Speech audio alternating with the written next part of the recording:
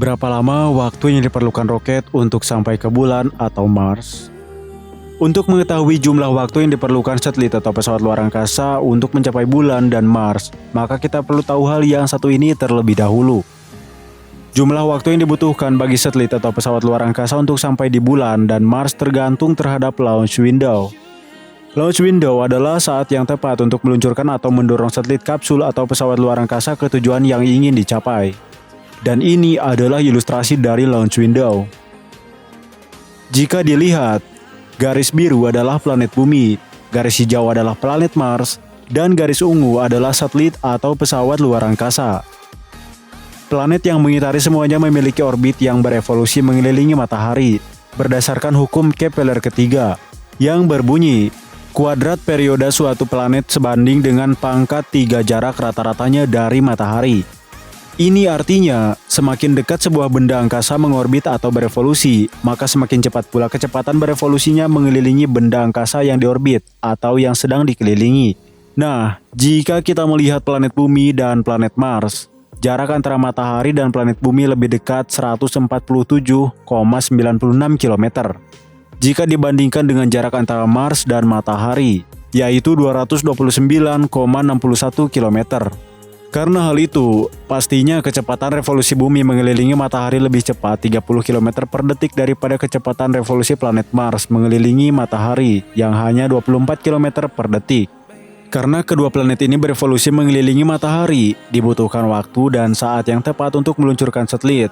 Karena ada juga saat yang tidak tepat untuk meluncurkan satelit atau pesawat luar angkasa. Seperti pada saat bumi dan planet Mars sedang berada di posisi yang sangat jauh dan berlawanan. Walaupun satelit bisa saja diluncurkan dan didorong ke Mars pada periode ini, bahan bakar dan jumlah tenaga yang dibutuhkan akan menaik secara signifikan jika dibandingkan dengan jumlah bahan bakar dan tenaga yang diperlukan untuk mendorong satelit ke dalam lintasan yang tepat untuk mencapai planet Mars.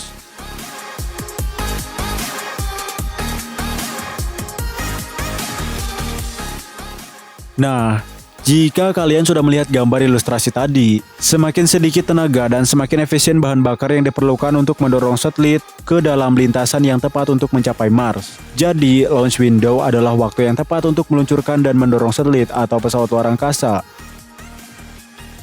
Nah, launch window ini juga berlaku pada hubungan antara planet bumi dan bulan.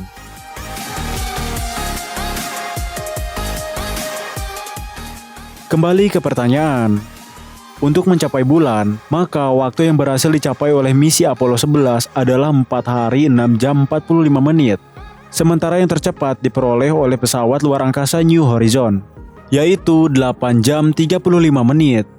Hal ini dapat diperoleh karena massa pesawat luar angkasa New Horizon hanya berbobot 478 kg. Sangatlah kecil jika dibandingkan dengan massa pesawat luar angkasa Apollo 11, yaitu 28 ton. Sementara jumlah tenaga yang mendorong New Horizon sangat besar karena masanya sangat kecil, sehingga kecepatan pun sangat tinggi.